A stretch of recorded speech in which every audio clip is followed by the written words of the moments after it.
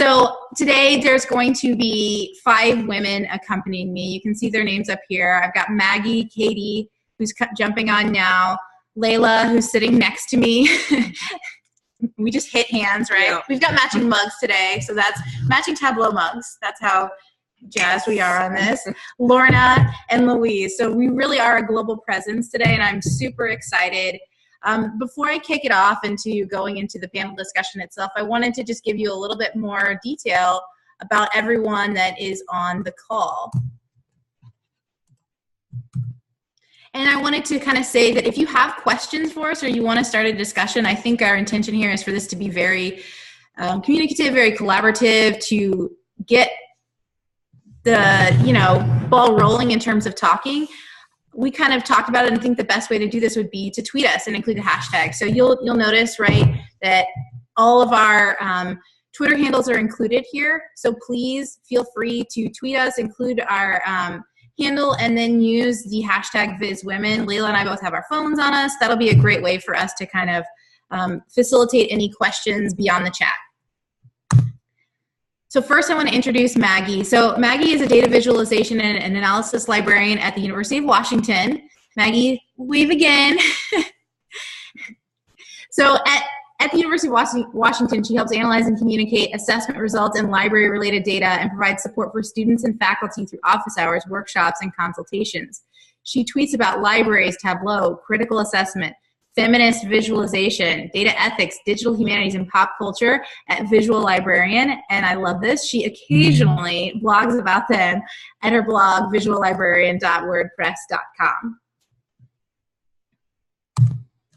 Then I'm going to skip. Oh, Katie's right there. Perfect timing, Katie. Yay, I'm so glad you could join us. So now I'd like to introduce you to Katie. So Katie, she is a fellow colleague of mine at Slalom. She actually recently just joined the Silicon Valley team as an information management and analytics consultant. So as a consultant at Slalom, she helps clients solve problems and make better decisions through data analytics, visualization, and communication. She is a proudly gritty individual whose ambition for leveling up her data skills drove her to move from her native state of Indiana, also my native state, where she co-led the Indianapolis Tug and co-founded Central Indiana Science Outreach as part of her mission to inspire lifelong learning and discovery. I love this part. Katie is constantly energized by the Tableau community and is excited about deepening her involvement in the greater data community through local and virtual meetups focused on women in data, advanced analytics, and doing good with data. Then, sitting to my left, is Layla Mannheim. So Layla is an analyst with business analytics team at Ready Logistics, a transportation logistics company. She holds a master's degree in library information science with a focus on user-centered information design. Passionate about enabling people to find and communicate insights, and the world's biggest dot plot evangelist, which I may battle her for. Also quadrant charts. Oh, quadrant charts as well. Okay. She is a Tableau Public featured author, co-founder of our Phoenix, Arizona United by Data group, and then she also co-leads the Phoenix Tableau user group with me. And then we also have Lorna Eden. So Lorna is a sports and data loving freak, and she loves helping people find insights in their data. She was previously a part of the Information Labs Data School, which makes me pretty jealous of her, where she was taught by the best of the best in Tableau and Alteryx, and she is now starting up an analytics environment and an estates agent. Tableau and Alteryx is now her life. That's awesome, Lorna. And she is also a Taekwondo second-degree black belt and a world champion. Lorna and I had the pleasure of battling at TC this year on tips, so I'm really pleased to have her come back and share her experiences. Then we have Louise. So Louise is an analytics consultant and Tableau evangelist at Perception Consulting. She is a recovering accountant who feels lucky to say that she has transitioned back into the field of data analytics. In particular, she's very passionate about data visualization and its ability to help people to engage with and understand data. She brings with her experience gained across industry and practice to work with clients, understand their business requirements, and assess how they can leverage the power of analytics and get insights using Tableau. She occasionally writes blogs at gettingbusywithit.blog. Okay, so there's me. We're not going to go through me. Jen did a great intro, so I just want to remind you guys again, if you have questions, tweet us along the way. I mean, there is the chat for panel questions, but absolutely, we want to keep the discussion going beyond today at the Fringe Festival. So tweet us with the hashtag VizWomen if there's anything that sparks your interest. At this point, Before you go on, and yeah. Your microphone is getting a little bit scratchy, so maybe push your hair out of the way or fix the line. Is that any better? I think we'll go with it if that's what it is. Okay. Right on. Good, thanks. All right, so I have stopped sharing my screen at this point. So hopefully you guys are focusing only on the video. So what's going to happen now is I'm going to ask some roundtable questions for each of our panelists and give them an opportunity to answer. So the first question's to everyone. And the question is, how did you transition into a career that includes data visualization and analytics? And what advice would you give someone trying to break into the field? And I'd like to start with Louise. Okay, just needed to unmute myself there. Okay, hi everyone, and thanks so much to Anne and to the Tableau Fringe Festival organisers. I'm delighted to be part of this. So yeah, well, in my bio there, Anne mentioned that I'm describing myself as a recovering accountant. So how did I transition into the field of data analytics? So I studied computer science, linguistics and German, and I graduated in 2004, so we're going back some time. I started off my career, actually, I was quite involved in analytics at the start of my career. I was a consultant for EY, and but then I kind of moved into the finance side of things and became a qualified accountant. So I suppose while I was working in finance, I moved into the area of financial planning and analysis, and I really just got interested again in data and how we were analysing it, how we were leveraging it in our organisation. And then in the area of data visualization in itself, and how kind of looking at how we could make our reporting more consumable. So I decided I needed to hone my data visualization and analytics skills, and I did a higher diploma in science and data analytics in NCI here in Dublin. And I got a Tableau, I availed of the academic scheme, and I got a Tableau license for a year, which was brilliant. It was a great way of I used it once kind of previously on a project, so it was great to get to have that for free and to be able to just use it to learn. So then I guess now, yeah, so fast forward now, I'm working for Perception Data Consulting, and I've been there just over a year now, just had my year anniversary. So I feel extremely lucky to say that I am working out in a field that I'm really passionate about.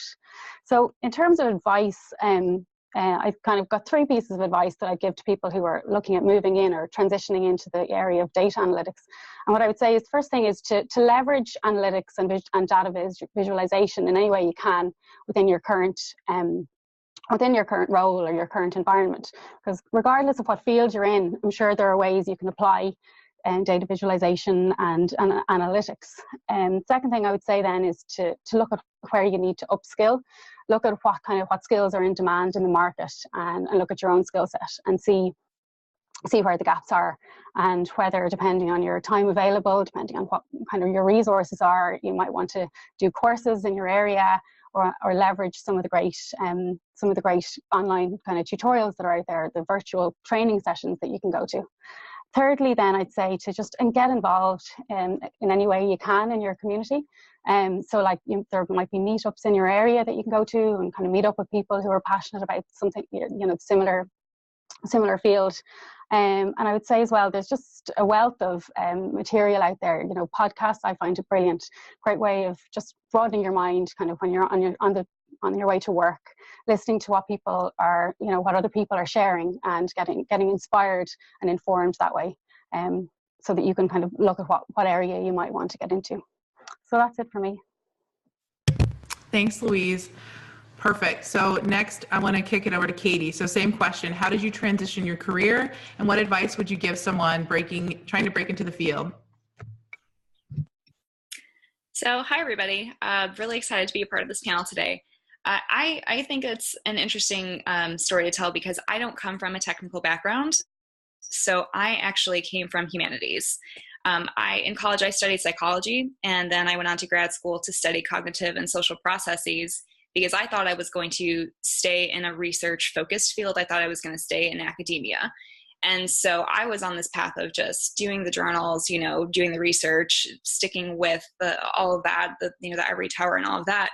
But then it was in my first semester actually, where everything sort of changed because in grad school, because I took my first stats class, and then I realized that, well, you can actually use math and data and leverage it to solve real world problems, actually answer questions that are applied. And these are things that I just had always seen math as a very abstract thing. I was always good at it, but I just kind of learned it and moved on. So I just had a really inspirational stats professor, and she really encouraged my growth, and she really noticed that I had a knack for it. So I continued to take more and more classes. I decided that that's what I wanted to focus on. I felt like I was doing something by using the set of skills, as opposed to just writing a paper that maybe nobody's ever going to read. So that I felt like I could make way more impact in following this sort of path. And so that's when I went on to my first professional position as a market research analyst. And it was there that I first started to I focused more on the numbers, and I did a lot of that at first because I was so excited that I had like found this way to leverage these skills that I had. But then I started to notice that I was putting too much effort into that, too much focus into that side of things, and not enough on the messaging. I mean, we've all seen those reports that people like me had created where it's just like super technical. It's a text table. It's not useful. Nobody cares about it. You're not going to get an insight out of that. And I really realized that I was making my clients work too hard to find the insight that really I should have been giving them. So that's when I discovered data visualization as an actual technique, as a way to, you know, really help my clients to see and understand the insights in what their data was giving them, and to help them make more informed decision making. So that's when, you know, the whole data storytelling thing took off for me. And that's how I got into Tableau, because I found it was a great tool to allow me to leverage both the technical passions that I had and the creative passions. And just jumping into the community, getting involved, getting to going to TC16 was really what started a lot of it for me. And here I am now in Silicon Valley as a consultant. And it's been quite a path, quite a journey for me. But yeah, it's not something that I thought I was going to start in, but here I found myself in this path. And so I think that it's something that if you can really, in terms of advice and breaking into the field, for me, it was all about finding out what was my why, like what was it that was going to drive my passion? What was it that was going to get me excited to go to work every day? And I noticed that it was really using data to help people solve their practical problems and to really help people drive their businesses forward. So getting more involved in like self-reflection, I think, is important, and to follow that why. I also think that you know, getting involved in the community any way you can, getting involved in different projects, like was mentioned earlier, absolutely, you know, doing the podcasts, following blogs, things like that, just really pushing yourself to keep learning more, and I think you'll find yourself there. Awesome. I really love that story, Katie, and I really like how adamant you are about how it's kind of our job and role to share the insights with people, make it really obvious, and that's kind of the power of data visualization. So thanks for that. All right, next up I have Lorna. So again, same question. How did you transition, and what advice would you give someone else trying to break into the field? Sure. Thanks again for inviting me to be on this panel. It's great seeing as I've just got back from holiday this morning. So I started off as a sports scientist, so I was using data and numbers within that anyway. So I've always had sort of like a mathematical background and working with data and athletes. So whilst I was on my placement with British Gymnastics, I saw the real world implications of how data helps people understand. So rather than just giving them a lot of numbers, we started to use Tableau. And then from there, they just saw how easy it was to understand, and they knew what they needed to do, which was really good. And then coming to the end of that, I've stumbled across the Information Labs Data School and never looked back. So it's been really good to transition into the data school. And then what I would say to help people breaking into the field is that try and find someone. If you're not on Twitter already, try and get onto Twitter and find someone that is either starting up just like yourself, or someone that's experienced and is very well known in the community, and then try and sort of buddy with them so that you can get that experience from other people, and making sure that you can learn from them as well, because they'll give you a lot of help and advice. Thanks, Lorna. Okay, Maggie, you're up next. We know the drill. Same question. So my story is actually fairly similar to Katie's. I think both of my parents were accountants, so I knew when I was in school that that was like the one thing that I never wanted to do. So I was a major in English, or double major in English actually, because I was that much of a nerd. And I immediately went into publishing and was working with like zero numbers, and it was wonderful. And then our business manager resigned, and I ended up being the one person in the organization who was least afraid of the numbers, and so got sort of pushed into it against my will. And I found, much to my shock, that I really loved it, and found that all of the skills that I'd been developing in English around interpretation and trying to communicate sort of something that you're seeing that other people aren't seeing, ended up really applying very closely with data interpretation and analysis. And the more that I did it, the more that I sort of had to accept to myself that I didn't hate what I was doing. And when our company was bought out, I sort of had to face the fact that I had sort of shifted what I was interested in and how I was interested in doing it, but that I wasn't necessarily qualified to be a business manager anywhere else, because this was like a very data averse environment, and the only reason I was sort of pushed into the position was because I knew the company really well, which doesn't help at other companies. So I went back to school and got my MLIS, which is a Master of Library and Information Studies. And I really focused more on the information side of the degree. I know, twins. Focused more on the information side of the degree than the library side of the degree, because the school that I was at has a really strong visualization program and a visual analytics program. So I felt like that degree would allow me to do, unlike an MBA or unlike a sort of analytics specific degree, I think information is something that translates across fields. So I felt like it gave me a broader ability to move around depending on what I ended up wanting to do. And after grad school, I ended up working in a library, and my job is partially to help. I mean, in the bio, as I said, is partially to help students and faculty with their questions and their data, as you would sort of expect a librarian. I'm noticing that you're gesturing at me. Is something wrong? No. Okay. Sorry. No, I'm adjusting my microphone. I noticed that the audio was patchy, so I guess I'll ask, is it getting any better? Yeah, I think it does sound better, Anne. Okay, guys, thanks. Sorry, Maggie, go ahead. That's all it was. No, Technical okay. difficulties. I was worried. So anyway, and then the other part of my job is actually to work with the data that the libraries has. So I'm really embedded in both the data collection, project design, and also the analysis and interpretation. And that's kind of my happy place. And I think sort of the advice that I would give is similar to the advice that I feel like I had to kind of learn as I went, which is to kind of is also a lot about self-reflection, to look at what is actually making you happy in your job and what is actually sucking your soul, and to try and move as much as you can towards what it is that you like to do. And to be honest with yourself, because I had this narrative of myself that I did not like numbers.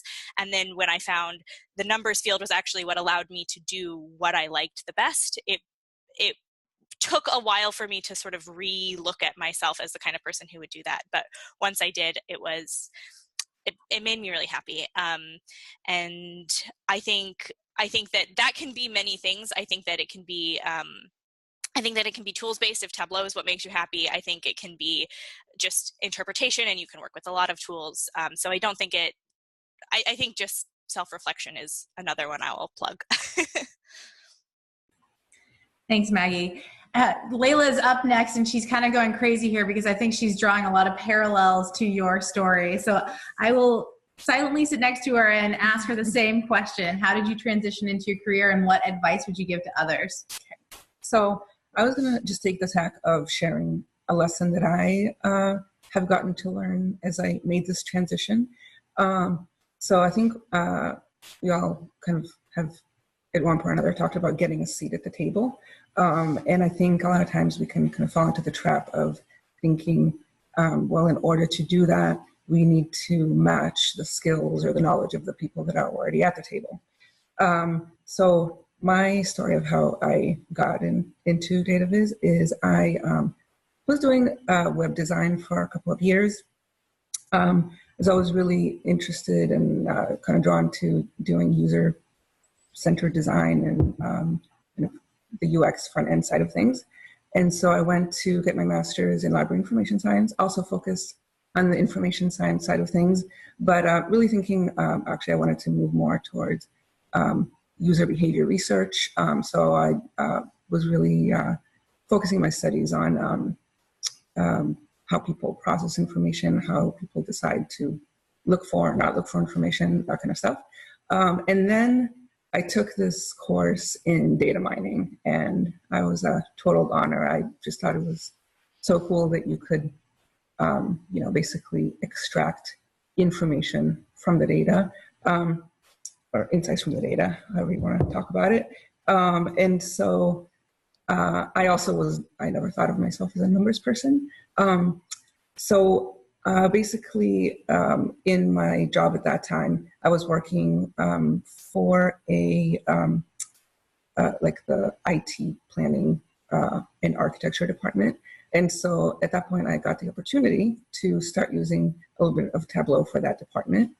And so after I was using Tableau for maybe 2-3 months, the BI department in that company actually had seen some of my dashboards on their internal server, and I actually got recruited to go to that department. So I always thought kind of my personal narrative was, well, Tableau got me this job and really helped me get into this career. But recently, I guess I've been thinking more that the lesson for me was that you really have to think about what you bring to the table that's unique.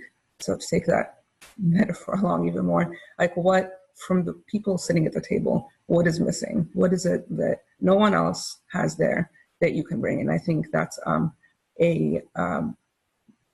much more powerful way to earn that seat at the table. So for me, I think just really being self-reflective of what my strengths are and what I really enjoy doing. So for me, it was really like that user-driven, I like to call it, what I do is user and use-driven information experiences. And to that, I bring a lot of my, understanding of cognitive information processes, of motivation around information-seeking behavior. And even I used to kind of downplay that my undergrad was in art history, but now I'm convinced that, even learning about how to analyze, like how your eyes move across a painting, and, a lot of the, even like Gestalt principles that I learned during my art history degree, that really is what informs my design. And using all of that knowledge and kind of skills in the dashboards that I built, I think that is actually what got my dashboards noticed internally, and that's what got me the job. Awesome. Thank you. I think it's been really great hearing all of you too. The key that I'm hearing here is like be very reflective, like know your why and know what you want to do. And I really love that all of you have capitalized on some level your uniqueness, right? Like what makes you special. And I think that most of us have said, right, that we didn't come from a place of analytics. It's kind of the opposite. So I have a degree in math, so I very much am in that numbers world. That's my strength. So it's really interesting to hear the antithesis of my experience throughout this and how you guys bring that in. One thing that I noticed that all of us sort of talk about or resonates with me is communication and how we're communicating that data to other people. So it's really nice to hear all your experiences and the advice that you guys have. And I think another one was just get involved in the community, right? We heard that from Lorna and Katie, and how you can just use the community to motivate yourself further and propel yourself into more. Okay, I've got 2 more questions, and these I'm going to split up among the panelists. So this next question is for Lorna to start. Every one of you contributes significantly to the Tableau community and in different ways. What motivates you to contribute, and where do you find the time and energy? So seeing the Tableau community grow over the last 2 years is quite amazing, actually. So going from Austin to Vegas in conference as well is the size of that has just grown. So knowing that the community is growing and knowing that you're helping that community grow is a real motivator. So even if you're writing blogs or doing Tableau Public stuff, it doesn't matter if someone else has already done it. Your interpretation of it and your writing and how you present your work could be completely different, which then helps other people understand. They might not understand the first blog, but the way you do it is completely different. So I also then find the energy to do personal projects. So it's really good to be able to get sort of like my sports data stuff out there, because I don't get to do all of the fancy Tableau stuff when I'm at work. So it's nice to be able to express my skills and help improve everything whilst I'm doing my personal projects. So I always try and make sure I find time to do something, even if I don't publish it in the end, but it's nice to just keep my skills refreshed. And also like competing in things like WomenInViz as well is a really good one, because it helps again push those boundaries to the next level. Thanks, Lorna. Okay, Layla, same question. How do you contribute to the community, and what motivates you to contribute, and where do you find your time and energy besides stealing my infinite energy, right? Oh, that's true. It's all about collaboration. So I think similarly to Lorna, and I think a lot of other people, is I look at it as kind of 2 things: a way to learn and a way to show off what I do and what I can do. So I definitely try to stretch myself, even more than not being a numbers person. I was never a geometry person. I took geometry, but I never went as far as trigonometry. So I think really kind of changing my perception of myself as I'm not a numbers person, or I can't do geometry, to trying some of the more, I guess what you call hacky things. And really also pushing myself from a design perspective. So I think the main thing that I've gotten out of it that has encouraged me to participate more, other than obviously it's been really awesome to get Viz of the Day, that I think is very motivating. So good job, Tableau, and in having those kinds of programs. But I think I really was able to find my design voice. So one of my favorite compliments is when someone says that they can recognize my work, that I have a style.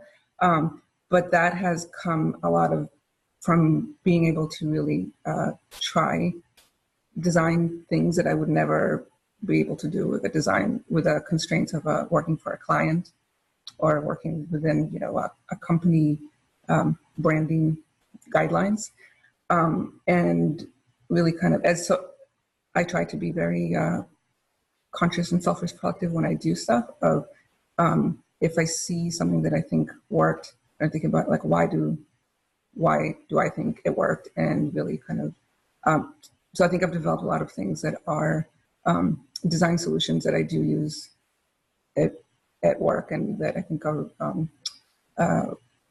really highlight again the what is it called, like the magic ingredient that I think I add. Your secret sauce. Right, my secret sauce of really making things that are designed for easy and intuitive interaction, and to really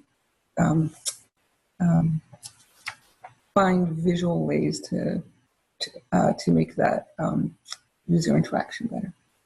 Cool. Yeah, Layla definitely has a lot of secret sauce. I'm still trying to like steal some of it. But to come, right? Okay. I have a final question for our remaining 3 panelists, and then we're going to kind of split off into more of like a discussion. So this one, I'm going to start with Maggie. So what are some ways that you get support within our profession and the community? And what types of support do you think are thriving, and where are there opportunities for improvement? So I think most of the visualization work that I do nowadays is really collaborative, and I think that has more than anything else pushed me to do a lot better work. I think the way that we develop things at my workplace is very iterative. So I will often come away and design something and take it back, and my team will kind of rip it to shreds, and I'll go away really annoyed that they didn't love my beautiful design, and then we'll go back to the drawing board and kind of revise it. And I think every time we do that, the product gets so much better. And bringing people who will end up using it on early, like just to ask, do you understand it, is the thing that you need to be able to say or to know visible and understandable. And I think that every time that's made a better product. And I think that also kind of looking outward to the community is also sort of what supports me, is when people sort of reach out and say that they are responding to something that you've worked on, or connect to your work in some way. I think it's a little bit harder in a more distributed environment where you don't have like people locked down that have to play with what you're working on. But I do think that same smaller connections is really what sort of gets me feeling supported. I think that in terms of the things that the support is thriving, I do think I learned Tableau largely through community forum posts and blog posts, and I learned everything all out of order. I learned how to do way more complicated stuff before like even really understanding the data structure that was necessary to do that stuff. And because I had a problem I was trying to solve, I was able to kind of work towards that and then figure it out as I go. So I do think that's a great way to learn, and that's something that I haven't seen with a lot of other products or tools out there, and I think that's pretty amazing. I think ways that the community could sort of improve support is, I mean, I think one of the reasons we're all here is taking note of like who is present and whose voices are being heard. And I think in all cases, we could probably do better, and just learning, I mean, to go back to self-reflection, like learning to notice who is and isn't present is something that I'm still working on, but I think it's something that the community could work on as well. I don't know, it kind of feels weird to end on a downer note, but sorry. No, it's not a downer. It's honesty, right? I mean, we can't grow and improve without honesty. So I think that's something that Layla has said as well, is like who's at the table, who's not at the table, not only in skills, but in faces, in diversity. Diversity has lots of different forms, right?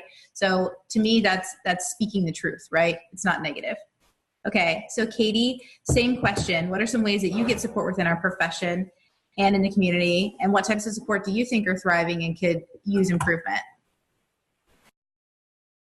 So I think of support as resources. So like when I had first started to learn Tableau and to really expand my data viz skill set, I was largely doing it on my own. Like I didn't have a colleague down the hall that I could just like get feedback from about my viz or answer a technical question. So everything I learned has been through this community that we have here. I mean, this is the perfect example to me of what we're doing today. That is like the highest level, the online virtual community that we have to draw from. So some more specific resources that I have found to be really supportive and in terms of my growth and how I've learned are, number one, like blogs. Blogs are fundamental to me. I mean, there's so much information out there. There's so many kind people who put time and effort into just writing down their knowledge and packaging it up in this, beautiful way for people to find. If it's a month from then or 3 years from then, it's going to impact somebody. I mean, I still find stuff from like 2012, 2013 that works for me. It's like, thank you for doing this a couple of years ago because I didn't know. So blogs are really huge in a resource that I have found. On the other side of that, in the less of written form, but more of the video form are, there's so many video series on YouTube. So many people record things and put their information out there. And it's a great, like, 3-minute resource that you could, rather than invest a lot of time in like a webinar, you can always just go find a quick, little video, and then you can learn something new. So going through a bunch of videos on YouTube has been really, really resourceful for me as well. I will also echo the community forums, because if the first two things fail, if you can't find it on Google, then, write in your question, somebody is going to answer it. I mean, really, there's such support, I think, on the forums that if you really are struggling with something, then it's a great way to get support from people all over the world. Somebody has encountered this problem. Somebody's going to help you find an answer. I would also say, in a more, like, maybe less of a direct form, is the Tableau Public content. So maybe nobody's intending on being supportive when they publish their workbook to their Tableau Public page. But for me, when I notice something really cool and I've been inspired by a viz somebody has created, I can download it and deconstruct it and reverse engineer it and figure it out. And so then that I can grow my skills in that way. So maybe that person didn't intend on being, a resource or a support, but they totally have been. So many people have been, and it's just been a great way to learn for me. So in my perspective, it's like just being able to access this community that we have and being able to draw from everybody's support has been incredible. And improving it, I mean, I guess just increasing the diversity and getting more people out there and getting your voice heard, getting your face seen, and just getting more involved so that we can all be represented. Thanks, Katie. Okay, Louise, when I kind of ordered this, I didn't really think like Louise was at the beginning, and now it's been so long since I've seen your face. So we're gonna kind of end this last question with you. So what are some ways that you get support within our profession in the community? What types of support do you think are thriving, and where are there opportunities for improvement? Okay, so I'm probably going to echo a lot of what Katie and Maggie were saying there. So for me, I think of support as probably resources, and it kind of can be indirect and direct. So over the last year, I found the Tableau community just a really fantastic resource. And Katie spoke about blogs, and there's just an abundance of material out there. You can literally find some, whether you're looking at kind of adoption, looking at centers of excellence, kind of just more, more general cultural topics, or then, it comes down to functionality when you actually just want to maybe explore an aspect of the functionality or technical things that you don't know. There's a huge amount of material out there. We've already spoken about podcasts, webinars. It's just fantastic. There are people sharing their knowledge, and it's a great way to get inspired. As well, just Twitter. Someone already mentioned Twitter, but I suppose that's the way you see them. You start seeing people following them, and that's how you get to see what's out there. And I'd also like to mention as well the projects, the community projects. Makeover Monday is one that I've been involved in now for about a year, or for over a year, and that's how I got exposure to the community and how I got access to it. And Viz for Social Good. I think there's kind of avenues of ways you can share your work, learn from others, and get feedback on your own work. And the user groups. And I have to say as well, the Data Plus Women virtual user groups, I've personally found really great. There was one that you were on, I think you were on a panel on, and I think it's just amazing that, you can be getting exposed to people who are across the world. You can reach such a wide audience, and it's a great way of getting inspired. Just then, in terms of improvement, I guess just what the others have said about just becoming aware, because I think, and maybe just doing more of the same. I think there's a lot of great stuff going on. A lot of people are giving their time voluntarily, so it's hard to even criticize. So it's just about doing more of the same, I think. So thanks.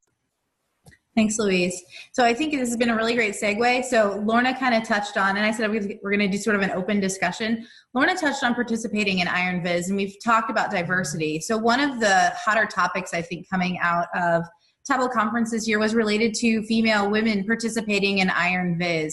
So I wanted to spend sort of the remainder of our time getting everyone's sort of thoughts and opinions on that particular forum, that contest.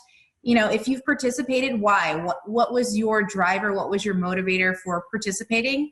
And I want to kind of start by sharing my experience, because I think I've had some opinions on the topic, and some that you've probably seen. So I'll tell you, when I was at TC, I was frustrated that we didn't have women up there battling. I had personally participated in all the feeder contests this year, and I think I did one the previous year. So I think I've done 4 back-to-back. my why was really driven by someone should be up there. Someone's got to do this. I should at least put in the effort and try. I think it's really important to show that diversity and also to challenge myself, right? I think from the perspective of like, it's maddening, right? To know that in 20 minutes you'd have to do something, there would be a grand stage, that kind of thing. It's intimidating. I think that's enough in and of itself to say, am I really just crazy in building this, Viz? I always kind of subconsciously wonder if I sabotage myself a little bit, because it's like I participate, but do I really want to win? Do I want to take that final step? So sort of on that note, I want to open it up to each of you. So I'm not sure how this is going to work, but if you want to unmute and just kind of like raise your hand so we can all see in the video, if you want to kind of kick off and share your thoughts on women participating in IronViz, and if you've participated in the feeders, the reason why.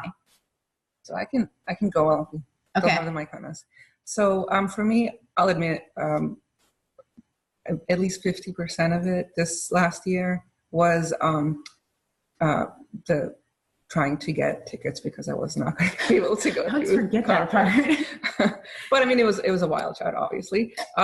So for me, I think there's a couple of things. One is having that previous year been participating more and feeling more comfortable in sharing my stuff. I think that was a big part of it. And so I will say it felt like it took a long time to get more noticed, or get my work more noticed.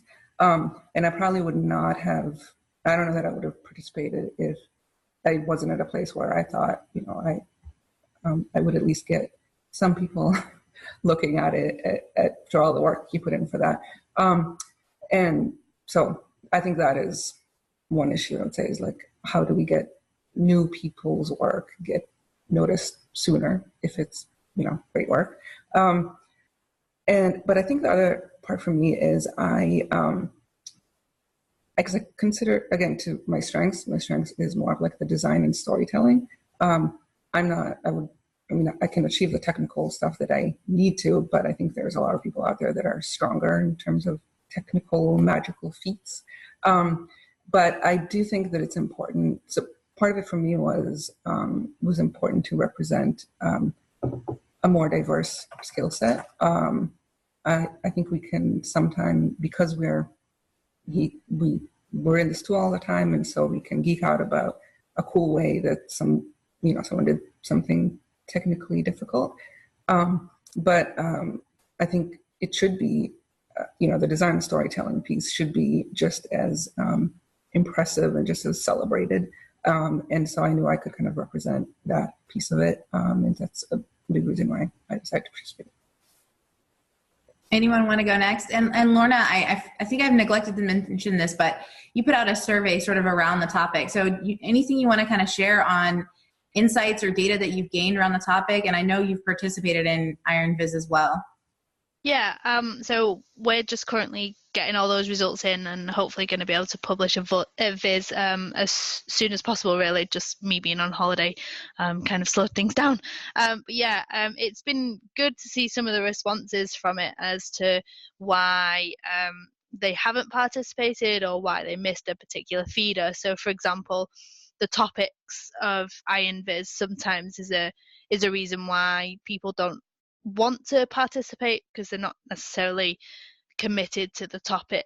And finding data is really hard, especially when you also have committed to other things outside of work, and only having sort of like, I think it's a 4-week turnaround, and finding out like 2 weeks before the deadline is also pretty difficult sometimes. But I think the general consensus is it needs to be advertised a little bit more, and people need to know when the dates are going to be, and just a little bit more help in terms of getting more people to participate in general, not necessarily just women, but just getting everyone to participate. You need to have that like full exposure to it all, really. Anyone else want to chime in? Maggie, I can see you smiling. I mean, I feel like I think you said something recently that you just like had written up what you felt right at the time, and then you felt like that was what you had to say. I feel fairly similar. What I would say is that I think that there's a lot of ways to make IronViz more inclusive, and I think that some of those ways are really small and simple and seem like kind of no-brainers, like announcing the dates in advance, and having topics that kind of open up more ways to participate, or a single data set sort of more reflective of the actual competition, which I think was your suggestion. I think all of those are great suggestions. I think that I would love to see some more aggressive change. I think that a feedback mechanism for community members to participate more meaningfully in the process itself, not just the competition, would be something that I would personally love to see. And I think that could take many forms, whether that's sort of community members on the judging panel or kind of a community members on the panel that figures out how IronViz works. I think opening it up beyond the Tableau community would also be really insightful, because everyone who is involved in the community already is already sort of plugged in, and we're not really reaching people that we're not reaching. So I don't know that there's anything new. I was sort of desperately trying to dig deep and find something, but I think I stand by what I said originally. I think it, like, you know, I'm reading Emily's kind of discussion point, and she's doing this, she's at the same point, right? So she's saying, you know, she wants to get to the root cause as well, right? So we're all analysts here. That's what we spend our time doing. So I think a lot of this is, how do we figure out what is wrong so that we can fix it? And it's good and bad, right? We're analysts. We dig into the details. We want to figure out what it is. And to some degree, we can try to fix it, but we always know that that's the other side of that is, right? We've talked about this.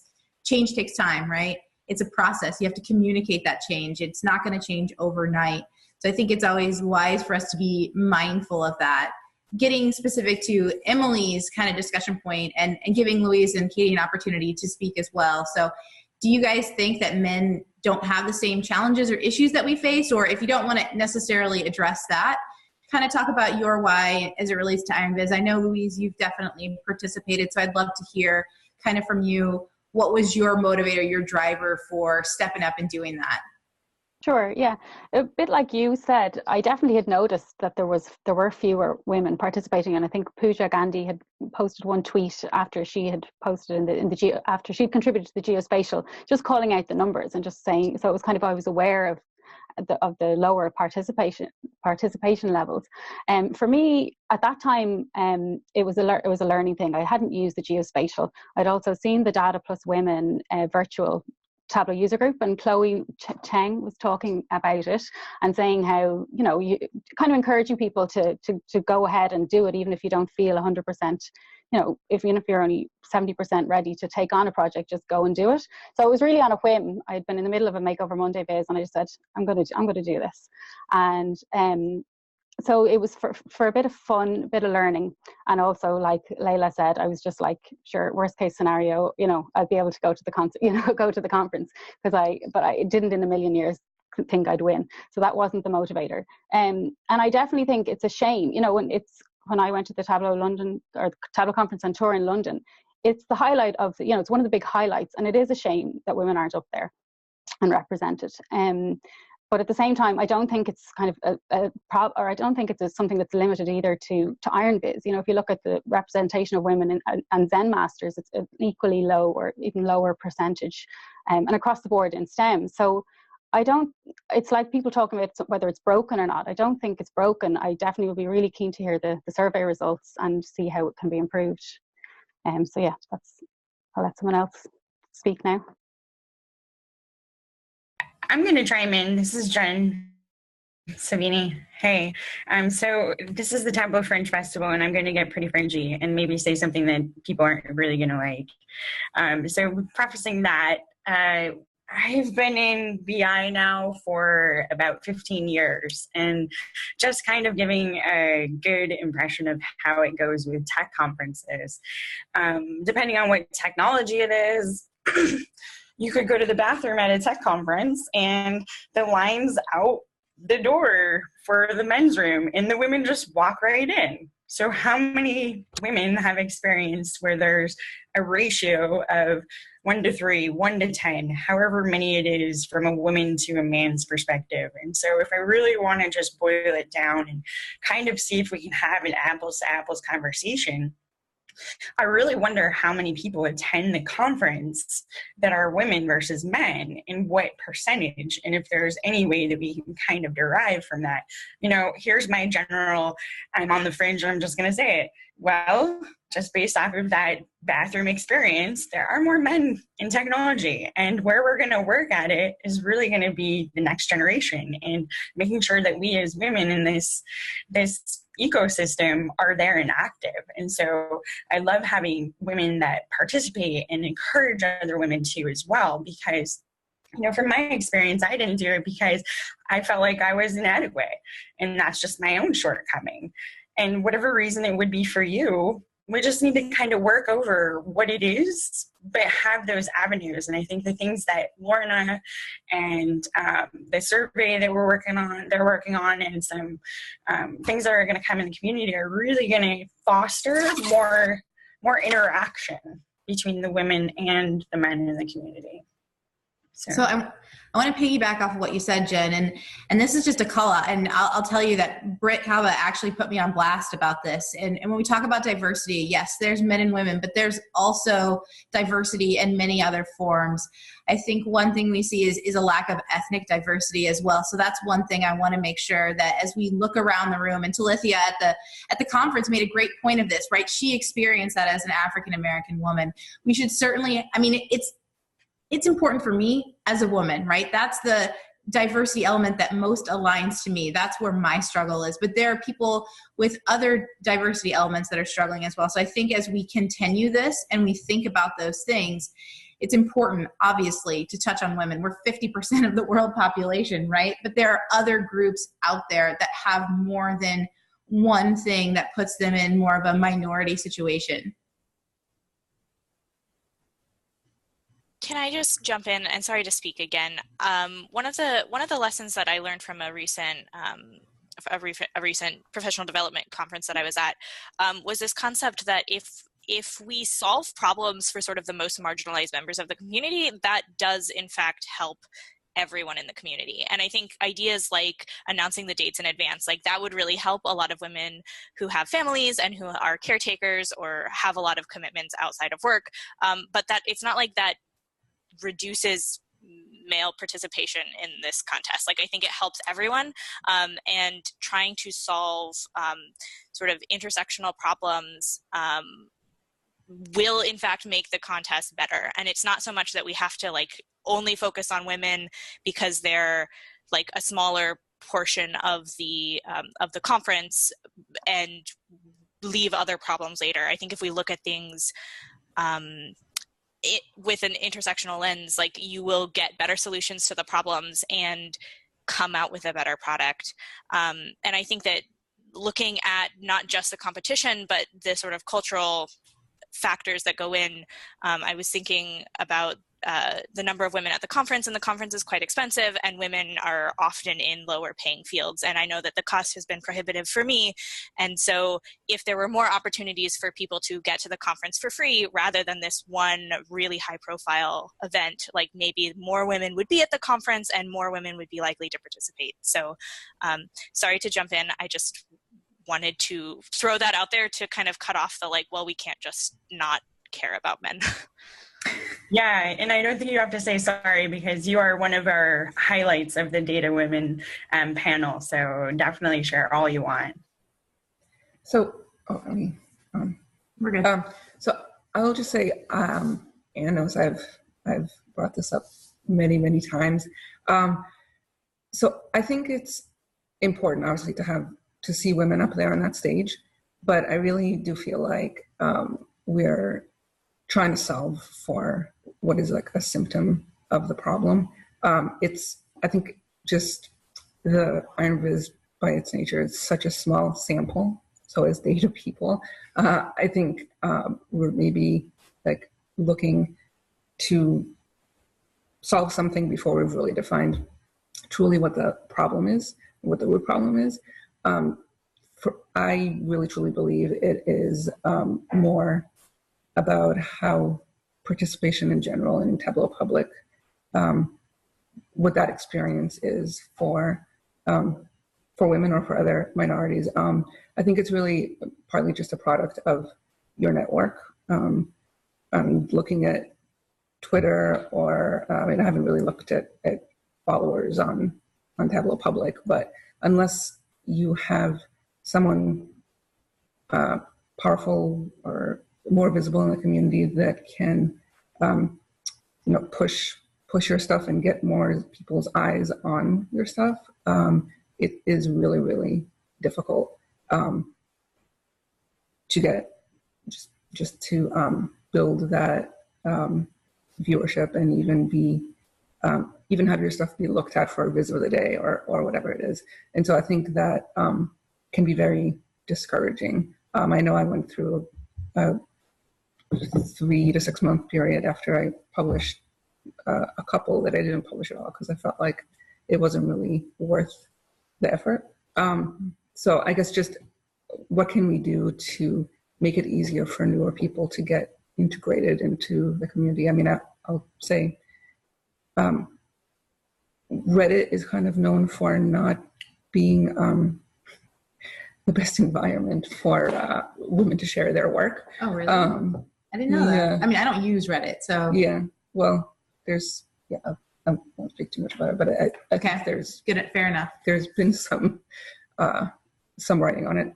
So, I mean, I think just even being able to have something like Reddit where you share new work to get feedback. I know there are some Tableau forum threads on it, but I know one of the ways I would love to give back is to be able to, give critique and suggestions to help grow people that are trying to become more active authors on Tableau Public. And I've gone to those forums and I don't often see like new people submitting their work on there. So it would be great if it was like more active. Like I know whatever the Reddit thread is for Data is Beautiful. Is that something like that. I mean, there's several things being posted there a day, I would say. So just some thoughts. Just to sort of add my little piece here, for me, I'm still fairly new to the Tableau community. I would say I've only really been a part of this group for maybe a little bit over a year now. And so there's a lot that I just simply didn't know about the participation, how to even get into the competition. And so there is that like baseline barrier for me. I'm also since I said I am, pretty new to it, I also have that intimidation factor where I am just kind of like, don't feel like I'm in a place where I could produce something that's that competitive. I mean, I've seen all the amazing things that others have put out, so much time and effort and dedication and just awesome skills. And so that's just something I need to grow. But I'm seeing this reflected a lot in the chat right now and a lot of what others have spoken up about. I think having mentors and really that visibility, I think it's really important to show up for representation.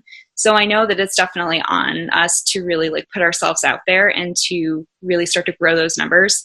And for me, having an example, somebody to look up to, I think that would be really impactful. Yeah, I'm going to kind of soapbox right now. One thing that I really try to reinforce as I connect with people is that concept of you're good enough. I've struggled with that a lot. We've heard every single person say that. I'm not doing something because I'm not ready. I don't want to. It's hard to put yourself out there because feedback is negative, especially virtual feedback. I mean, we see that, right? You can say anything on Twitter with very little consequences. If there's one thing that I could actually champion, it's just go do it, right? I always say is push back the fear and just do it. No matter what, like I always say this, like someone is cheerleading and championing for you. Katie touched on it really, really eloquently earlier. Someone putting a blog post out there enables other people to grow. So if you're listening, that would be my advice. That's a lot of what really motivates me is I've felt that over and over again. And the only way that I can surpass that and move forward is just to hit through that wall. And even if you aren't quote unquote good enough by your own standards today, you'll get there, or you'll adjust. You're going to find your secret ninja skill along the way, right? Like Layla has kind of described that as well. You're really good at all the trig stuff and all the cool geometry stuff, right? So give yourself the credit where credit is due.